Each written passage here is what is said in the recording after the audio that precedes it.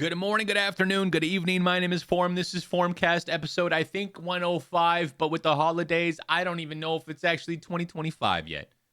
Happy New Year. I did release last week's episode on New Year's Day, so I'm pretty sure I already said that, but in case I didn't, or in case you didn't hear it, Happy New Year. I hope the first 6 days, because today is January 6th, have gone well and in your favor in all ways. With that being said, ladies and gentlemen, I want to talk about something that has literally taken many of us by storm as of recently. Superheroes. Yes, and not all of them wear capes. If you have any idea what I'm talking about the new game that came out some time ago. I want to say maybe 3 weeks ago now. I want something like that. I don't even know. Like I said, I don't even know what year it is anymore. Marvel Rivals. Marvel Rivals is a pretty much Overwatch 2 type game with a couple different changes and filled with Marvel superheroes from the likes of Star-Lord to Loki to Thor to Magneto to the Hulk to Wolverine to Psylocke to Winter Soldier to Punisher. A lot of different Marvel characters and heroes are in the game. I believe, I want to say maybe around 30 or so, 32 or something like that. Maybe more to come, who knows? But this game, I said personally, I would never play it. It's an Overwatch type game. What does that mean? It's just chaos the entire time. You're either capturing a point, you're defending a point, you're trying to push a convoy forward. The battles all happen in the same area. Very seldomly do you go away from your team because most times you have to stay close to your healers. You have to stay close to your tanks. And then if you're one of those roles, you got to stay close to your damage dealers. You got to stay close to your tanks if you're healing everybody, stuff like that. So there's just a lot of chaos. If you've seen the gameplay or if you have ever seen Overwatch, there's a lot of visual stuff happening. Everyone's abilities can be seen. Your all these lights and colors and shields are going and healing icons and all this kind of stuff, plus your own abilities and you know, just trying to get everything done at the same time. But at one point here, it's just so chaotic that it's difficult to comprehend what's happening for some people. And I won't lie, I don't like Overwatch. It's a third-person type game. Marvel Rivals is, where Overwatch is first person. I think this helps a lot, especially with like just the chaos that is in front of your screen. But I said I wouldn't really try it. It didn't really seem that cool. And then I started watching a little bit of it. And it's taken so many large streamers by storm because, let's be honest, a lot of the Call of Duty streamers, I personally think, are switching to this right now. Given the fact that Call of Duty has such like a hacking problem, cheating problem, it's just not really going anywhere right now. There's not a lot of changes happening. I think there's some events and all that, but they don't even seem to care about those things. At the end of the day, this game, I think, has taken everyone by storm. I am addicted to it. All I want to do is play Marvel Rivals. It's just so fun to play with a squad, or I've played a little bit of the competitive side of things, and it's pretty fun, but you do have to have teammates that know what they're doing and play their roles, which is kind of makes it a little bit difficult if you're on your own, but it can be done. But it's just so fun. I don't know why. The matches, you find matches super, super quickly. You don't have to wait. There's no like game issues. There's no bugs and glitches that I've experienced myself. It's a free to play game. You don't have to pay $100 to buy this game and to play it. I just can't comprehend it. There's more optimization that's coming out apparently. But there's just so much you can do and so many different people and roles you can play that it's just every game is different. And it's fun for a lot of people. Now, it's not going to be a game for everyone because, like I said, it is very chaotic. It is very fast-paced. They do have cross-platform enabled for regular pubs. However, if you do play competitive, it is not cross-platform, which is pretty cool. So if you're on console, you play with console when you play competitive. If you're on PC, you only play with PC players.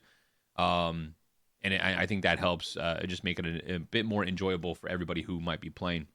I don't know. All I see, it's not all I see, but a vast majority of people I follow on Twitch or just know of, they come in and, have you played Marvel Rivals? Have you played it? Have you done it? Have you looked at it? When I'm playing, you meet a lot of new people. I don't know. It's just taken by storm many of us. And it made me think of like, what's the last game that did that? And I honestly can't really say. When a new Call of Duty comes out, yeah, it had skyrocketed the entire viewership on Twitch for Call of Duty. But at the end of the day, I'm not going to lie, that fell pretty quickly. Marvel Rivals, because it's free, obviously has a vast reach, a huge reach in terms of who might be able to play or who just wants to try it because it is free. There's no risk, right? You don't have to spend money.